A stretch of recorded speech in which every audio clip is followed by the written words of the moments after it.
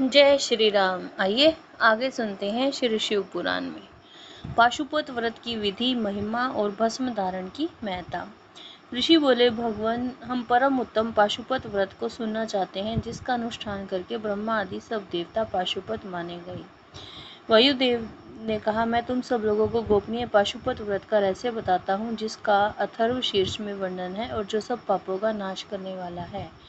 चित्रा से युक्त पूर्णमासी इसके लिए उत्तम काल है। शिव के द्वारा अनुग्रहित स्थान ही इसके लिए उत्तम देश है। क्षेत्र, बगीचे आदि वन प्रांत भी शुभ व प्रशस्त देश है। पहले त्रयोदशी को भली भांति स्नान करके नृत्य क्रम संपन्न कर लें, फिर अपने आचार्य की आज्ञा लेकर उनका पूजन कर और नमस्कार करके व्रत के अंग रूप से देवताओं की विशेष पूजा करें। उपासक को स्वयं श्वेत वस्त्र, श्वेत यज्ञोपवीत, श्वेत पुष्प और श्वेत चंदन धारण करना चाहिए। वह कुश के आसन पर बैठकर हाथ में मुट्ठी भर कुश ले पूर्व या उत्तर की ओर मुंह करके 3 प्राणायाम करने के पश्चात भगवान शिव और देवी पार्वती का ध्यान करें। फिर यह संकल्प करें कि मैं शिव शास्त्र में बताई हुई विधि के अनुसार यह पाशुपत व्रत करूंगा।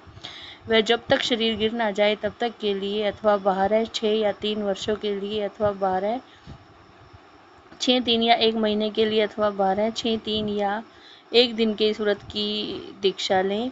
इस संकल्प करके विरजा होम के लिए विधिवत अग्नि की स्थापना करके कमर्शे घी, समिधा और चरु से हवन करें। तत्पश्चात तत्वों की शुद्धि के उपदेश से फिर मूल मंत्र द्वारा उन समिधा आदि सामग्रियों की आहुति दें। उस समय बारंबार चिंतन करें कि मेरे शरीर में ये जो तत्व हैं सब शुद्ध हो जाएं।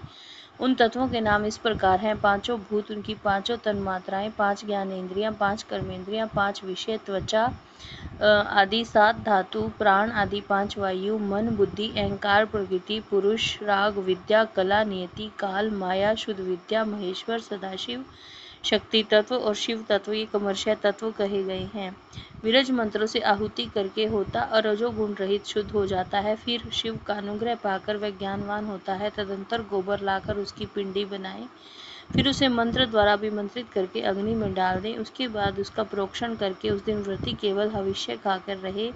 जब रात बीतकर प्रातः काल आए तब चतुर्दशी में पुनः पूर्वक सब कृत्य करे। उस दिन शेष समय निराहार रहकर ही बिताए। फिर पूर्णिमा को प्रातः काल इसी तरह होम पर्यंत कर्म करके रुद्राग्नि का उपसंहार करे। तदंतर यतन पूर्वक उसमें से भस्म ग्रहण करे। इसके बाद साधक चाहे जटा रख ले, चाहे सारा सिर मुंडा ले, अथवा चाहे तो केवल सिर पर शिखा धारण करे। इसके बाद स्नान आदि करके लोक लज्जा से ऊपर उठ गया हो तो दिगंबर हो जाए, अथवा गेरुआ वस्त्र, मृगजम या फटे पुराने चीथड़ों को ही धारण कर ले। एक वस्त्र धारण करे या वल्कल पहन कर रहे। कटी में मेखला धारण करके हाथ में दंड ले ले।